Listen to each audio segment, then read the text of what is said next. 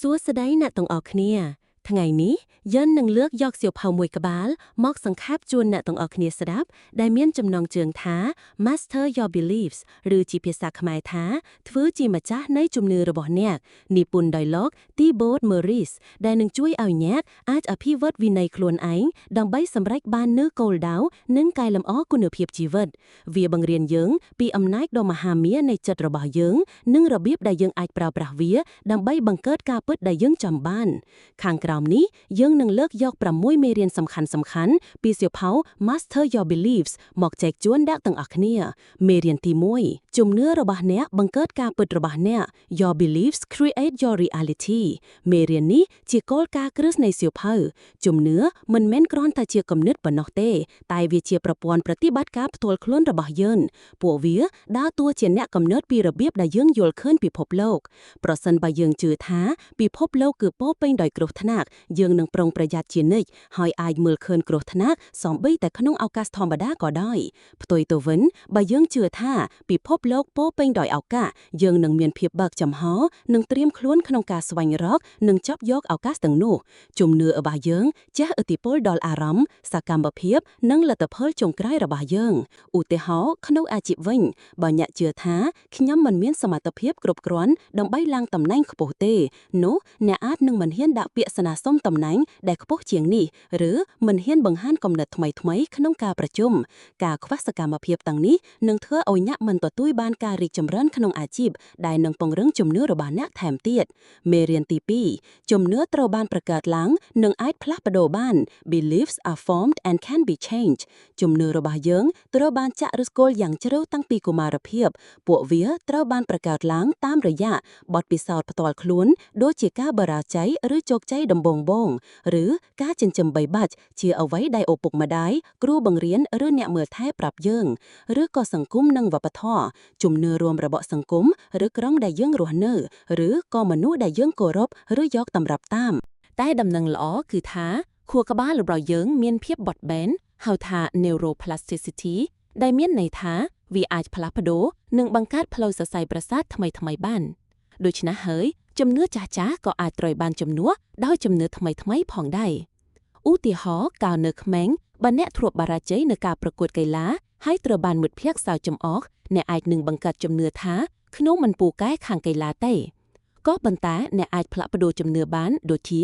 ពេលធំឡើងអ្នកចាប់ផ្ដើមហាត់ប្រាណដើម្បីសុខភាពហើយឃើញថាអ្នកអាចរត់បានឆ្ងាយជាងមុនឬលើកទម្ងន់បានច្រើនជាងមុនអ្នកអាចសម្រេចចិត្តផ្លាស់ប្ដូរជំនឿទៅជាខ្ញុំអាចអភិវឌ្ឍសមត្ថភាពរាងកាយរបស់ខ្ញុំបានប្រសិនបើខ្ញុំខិតខំនិងហ្វឹកហាត់ជាប់លាប់ការផ្លាស់ប្ដូរនេះកើតឡើងនៅពេលអ្នកប្រមូលបានភស្តុតាងថ្មីៗដែលផ្ទុយពីជំនឿចាស់មេរៀនទី3កំណត់អត្តសញ្ញាណជំនឿដែលរារាំងអ្នក Identify your limiting beliefs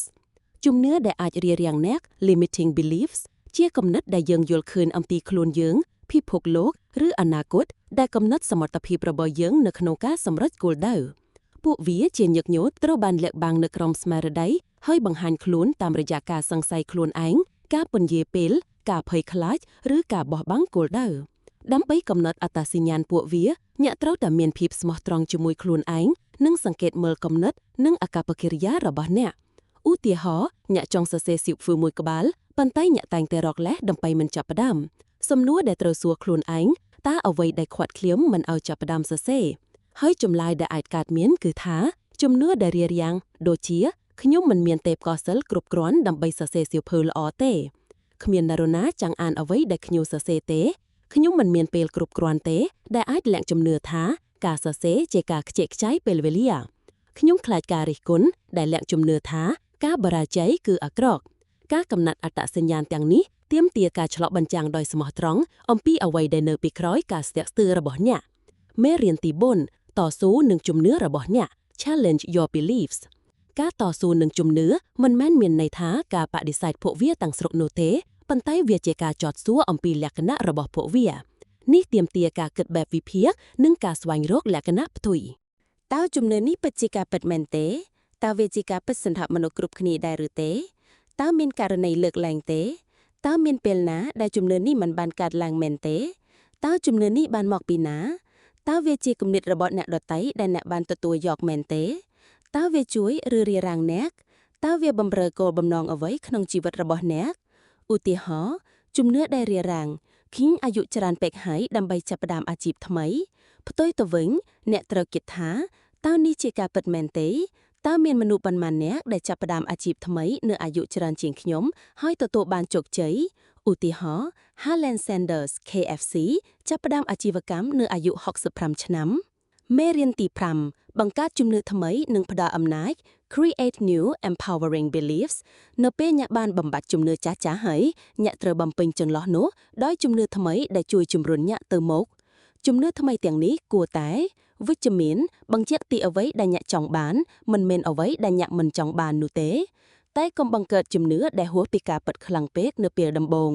ចាប់ផ្ដើមពីអ្វីដែលអ្នកអាចជឿបានស្របតាមតម្លៃរបស់អ្នកត្រូវស៊ីគ្នាជាមួយគោលការណ៍ជីវិតរបស់អ្នកឧទាហរណ៍ជំនឿចាស់ខ្ញុំតែងតែបរាជ័យនៅការសម្រកទម្ងន់ជំនឿថ្មីរាងកាយរបស់ខ្ញុំមានសមត្ថភាពនៅការសម្រកទម្ងន់និងមានសុខភាពល្អខ្ញុំជ្រើសរើសអាហារដែលមានសុខភាពល្អ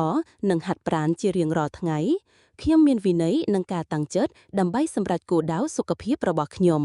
អនុវត្តនិយាយពាក្យទាំងនេះឡើងវិញរាល់ព្រឹករាល់យប់ស្រមៃខ្លួនឯងមានរាងស្អាតនិងមានសុខភាពល្អមេរៀនទី6អនុវត្តនិងពង្រឹងជំនឿថ្មី Act and reinforce new beliefs នេះគឺជាជំហានដ៏សំខាន់បំផុតជំនឿថ្មីមិនអាចចាក់ឫសគល់បានទេប្រសិនបើអ្នកមិនធ្វើសកម្មភាពស្របតាមពួកវារាល់ពេលដែលអ្នកធ្វើសកម្មភាពដែលស្របតាមជំនឿថ្មីរបស់អ្នកខួរក្បាលរបស់អ្នកនឹងទទួលបានភស្តុតាងដែលបញ្ជាក់ថាជំនឿនោះត្រឹមត្រូវនឹងជួយពង្រឹងផ្លូវសរសៃប្រសាទដែលតាក់ទងនឹងជំនឿនោះហើយធ្វើឲ្យវាក្លាយជាផ្នែកមួយនៃប្រព័ន្ធគំនិតរបស់អ្នកការធ្វើម្ដងហើយម្ដងទៀតគឺជាគន្លឹះឧទាហរណ៍អ្នកចាប់ផ្ដើមជំនឿថ្មីខ្ញុំជាអ្នកនិយាយជាសាធារណៈដ៏ឆ្នើមការអនុវត្តនិងការពង្រឹងអ្នកត្រូវជួយចាប់ផ្ដើមពីតូចស្ម័គ្រចិត្តនិយាយនៅក្នុងកិច្ចប្រជុំតូចមួយនៅកន្លែងធ្វើការហាត់និយាយមុខកញ្ចក់ឬថតវីដេអូខ្លួនឯងបន្ទាប់ពីការនិយាយម្ដងផ្ដោតលើអ្វីដែលអ្នកបានធ្វើបានល្អមិនមែនលើកំហុសឆ្គងឡើយឧទាហរណ៍ខ្ញុំបានគ្រប់គ្រងសំឡេងរបស់ខ្ញុំបានល្អឬខ្ញុំបានបង្ហាញពីចំណុចសំខាន់បានច្បាស់លាស់ទទួលយកមតិកែលម្អរៀនពីមតិកែលម្អដើម្បីកែលម្អខ្លួនឯងមិនមែនដើម្បីបញ្ជាក់ជំនឿចាស់ថាអ្នកមិនពូកែនោះទេ